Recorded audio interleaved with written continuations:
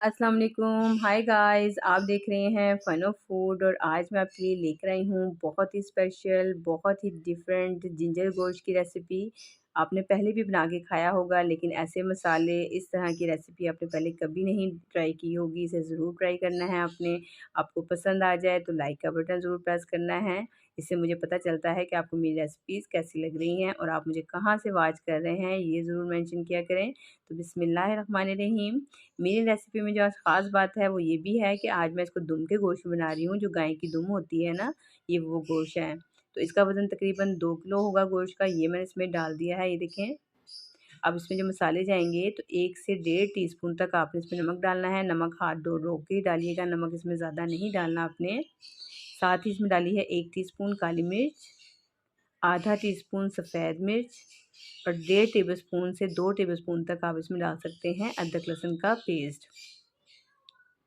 बस ये मसाले डाल के आप इसमें थोड़ा सा पानी डाल दें कि जिसमें ये गल जाए। बहुत ज़्यादा इसको ओवर कुक नहीं करना, क्योंकि ओवर कुक करने से ये है चिपक इसमें बहुत ज़्यादा होती है। ये लबाबदार लेसदार गोश्त होता है, फिर पैन में चिपकना शुरू हो जाता है। बस हमने इसको इतनी देर पकाना है कि गोश्त गल जाए। तो अब मैं मीडियम फ्लेम पे इसे 45 मिनट के लिए छोड़ दूँगी। इतनी देर हम बाकी मसाले तैयार करते हैं। तो 2 टेबलस्पून मैंने यहाँ लिया है सौंफ का पाउडर, डेढ़ टेबलस्पून है सौंठ का पाउडर, जिसे जिंजर पाउडर कहते हैं, वो है ये। काली मिर्चें हैं 1 टीस्पून और आधा टीस्पून मज़ीद मैंने ली है सफ़ेद मिर्च।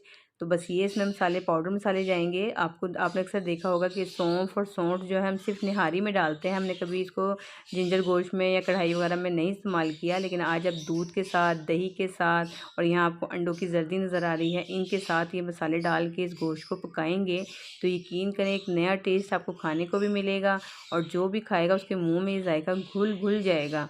और आपसे ज़रूर पूछेंगे कि किस तरीके से बनाई गई है। इतनी सिंपल और टेस्टी रेसिपी ये बनकर तैयार होती है। तो अब यहाँ पे 1 पाव दही है। दही के अंदर ही मैंने पाउडर मसाले डाल दिए हैं, सौंफ, सौंठ, काली मिर्चें और सफ़ेद मिर्चें। साथ ही 1 गिलास दूध मैंने इसमें डाल दिया है। दही आपने मीठा लेना है, बिल्कुल खट्टा दही ना हो, ताज़ा दही लेना है आपने। 2 अंडों की आपने सिर्फ इसमें जर्दी डालनी है, सफ़ेदी का इस्तेमाल इस रेसिपी में नहीं होगा। सब चीज़ों को डाल के या तो आप हैंड बीटर से अच्छे से बीट कर लें, या फिर मेरी तरह आप क्या करें, इसको ग्राइंडर की जग में एक मरतबा चला लेंगे ताकि इसमें कोई लम्स वगैरह बाकी ना रहे। और बड़ी स्मूथ से हमने इसकी ग्रेवी तैयार करनी है। तो ये पाउडर मसाले बहुत सिंपल और आसान है, इसे आपने रेसिपी को ज़रूर ट्राई करना है। दूसरी तरफ अब मैंने क्या किया है, ये देखें। पैन में मैंने लिया है 1 कप ऑयल, आप इसी जगह घी भी ले सकते हैं। इसमें हम डालेंगे 5 से 6 हरी इलायची, 2 काली वाली जो होती हैं बड़ी इलायची और 2 टुकड़े मैंने डालने हैं दालचीनी के।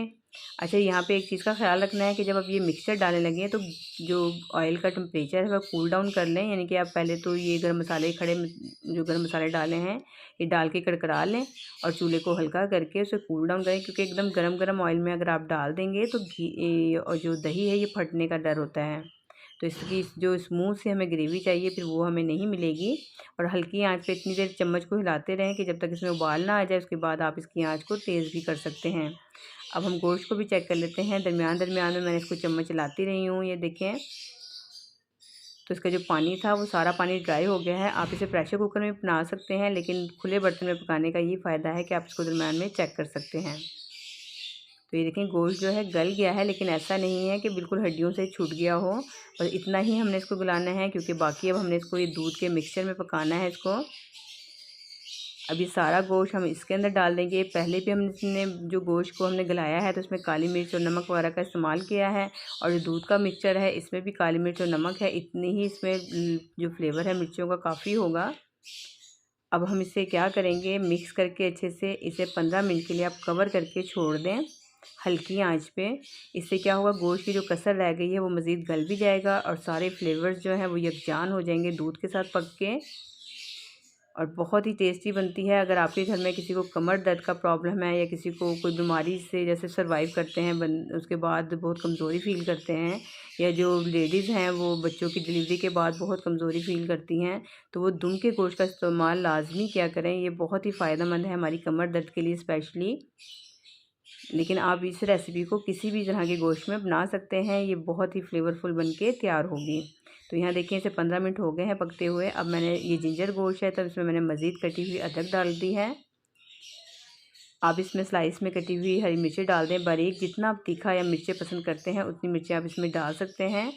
आखिर में मैं इसमें डालूँगी मक्खन। अगर ये रेसिपी आप बहुत ज़्यादा सर्दियों में इस्तेमाल बना रहे हैं या खाने के लिए, तो आप इसमें देसी घी डाल सकते हैं इस पॉइंट पे। अंडे आप देसी इस्तेमाल कर सकते हैं। तो आप खुद आप इस चीज़ को सोच सकते हैं कि कितनी हेल्पफुल होगी रेसिपी, कमर दर्द के लिए भी, बीमारी के से सर्वाइव करने वाले लोगों के लिए भी, और खाने में भी इतनी टेस्टी है कि बच्चे तो इसे बहुत शौक़ से खाते हैं, क्योंकि इसमें बहुत जो लाइट फ्लेवर है वो बच्चों को बहुत पसंद आता है। आखिर में भी इसके ऊपर आप ये अदरक की स्लाइस कट करके डाल दें। ये रेसिपी तैयार है। रेसिपी पसंद आए तो इसे लाइक करें, शेयर करें। चैनल पे नए हैं चैनल को सब्सक्राइब करें, बेल आइकन को भी प्रेस करें। नेक्स्ट वीडियो तक के लिए मुझे दें इजाज़त। अपना बहुत सारा ख्याल रखें, मुझे भी अपनी दुआओं में याद रखें। अल्लाह हाफिज़, बाय बाय।